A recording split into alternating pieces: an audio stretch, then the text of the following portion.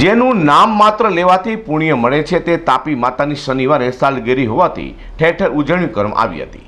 ત્યારે પાલ આરટીઓ પાસે તાપી કિનારેના તાપ્તી કોબેશ્વર મહાદેવ મંદિર દ્વારા તાપી માતાની સાલગીરીની ભવ્ય રીતે ઉજવણી કરવામાં આવી હતી અને 108 મીટરની ચૂંદડી તાપી માતાને અર્પણ કરાયાથી સાથે 108 દેવોની આરતી પણ ઉતારવામાં આવી હતી। આ સમયે નાની બાળાઓએ માં શક્તિના વેશ ધારણ કરતા વાતાવરણ ભક્તિમય બની જવા પામ્યું। નમસ્કાર દર્શક મિત્રો, આજે માં તાપીની જન્મ જયંતિ છે।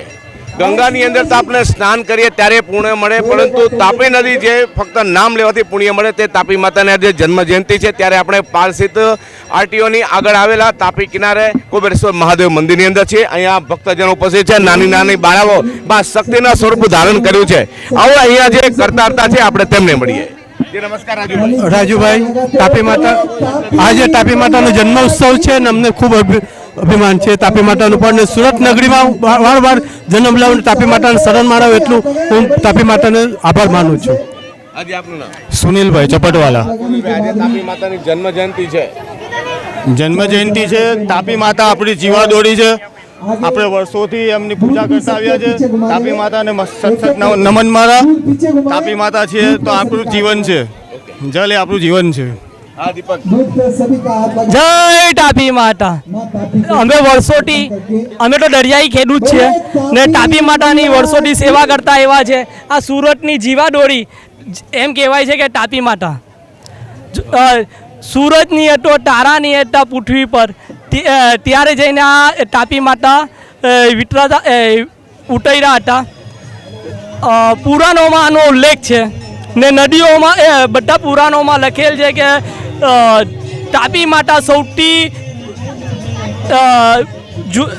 પહેલા ઉતરેલા હતા।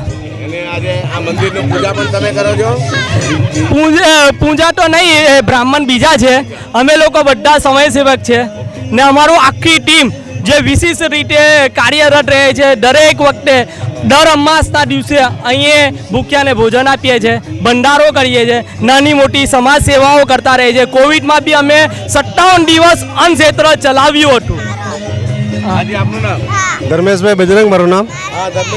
જે રીતે ગંગાજીના સ્નાનથી, નર્મદાના દર્શનથી અને તાપીના સ્મરણથી તાપી માતા સર્વે સુરતીઓ અને ગુજરાતીઓના આપણા બધા ગુજરાતવાસીઓના સર્વે દુઃખ હરે એવી પ્રભુને પ્રાર્થના। મિત્રો, અહીંયા માં શક્તિનું સ્વરૂપ જે ધારણ કર્યું છે આપણે તેમને પણ મળી। આપનું નામ? दृष्टि। કેટલો અભ્યાસ કરો છો? कौन से स्टैंडर्ड में हो? 4। आज ये माता जी का स्वरूप धारण किया है, आपने कैसा लगता है?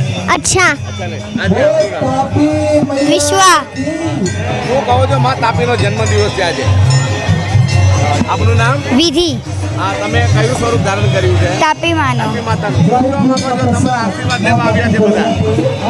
બહુ સારું લાગે। કુબેરેશ્વર મહાદેવ મંદિરના પટાંગણની અંદર નાની બાળાઓમાં શક્તિનું સ્વરૂપ ધારણ કર્યું છે। ત્યારે અહીંયા ટ્રસ્ટીશ્રીઓ પણ અત્યારે આયોજન કર્યું છે, ખાસ કરીને તાપી માતાના જન્મ દિવસની અંદર। હમણાં થોડી વાર પહેલા આરતી પણ થઈ ગઈ અને ભક્તજનો પણ અહીંયા ઉપસ્થિત છે। જે ધનપાનું ચેનલ માટે હું પ્રકાશવાળા કેમેરામેન વિજય મકવાણા સાથે સુરત।